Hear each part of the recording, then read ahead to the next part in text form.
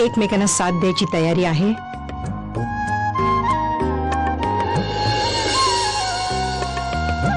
आता तुम्हाला दोघांना एकत्र राहायचंय, कुठल्याही परिस्थितीत डळमळणार नाही ना?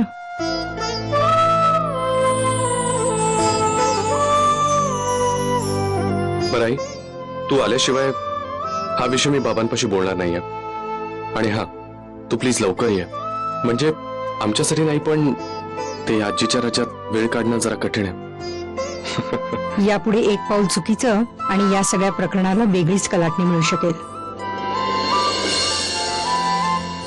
आधीच या दोन घरातले संबंध इतके ताणलेले आहेत, त्यात आणखीन भर नको. तेव्हा जे काही कराल, जे काही वागाल, ते समजून पूर्ण विचार करून. आयुष्यमान भव. पाया पडतो. हळू. आपण ना एकाच कपातून चहा पिऊया, त्याने प्रेम वाढतं.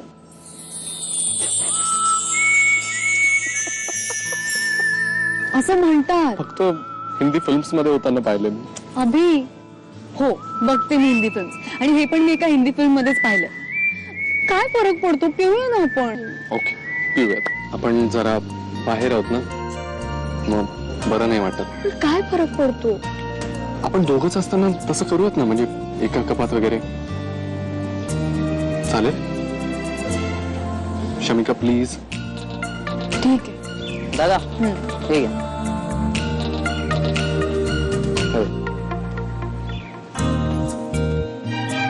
आणि तसंही बरोबर आहे तुझं. प्रेम चहाच्या कपात नाही, मनात पाहिजे. राईट? चीअर्स. चीअर्स. बाबाच म्हणतात ना की कुठलंच काम करणं वाईट नसतं. मग त्याच्याबरोबर मी US ला गेले असते ना. प्रॉब्लेम कुठे होता? मेघना, एक लक्षात घे, तो कमी दर्जाचं काम करत होता हा मुद्दाच नव्हता. तो आपल्या आणि त्याच्याही घरच्यांशी खोटं बोलला, हा मुद्दा होता. कळलं? काय गे पोरीनो, काय करताय? घ्या प्रसाद घ्या.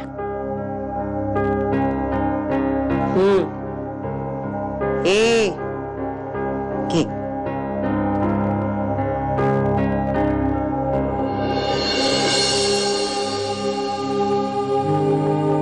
का ग बाई, हिचा का पापड मोडला? काय नाही ग, नचिकेतच्या प्रकरणावरून कधी कधी येतं डोळ्यात पाणी. काही टिप्प गाळायची गरज नाहीये. असला खोटारडा मुलगा कशाला पाहिजे? अशा मुलाला द्यायची नाहीये आम्हाला आमची मुलगी.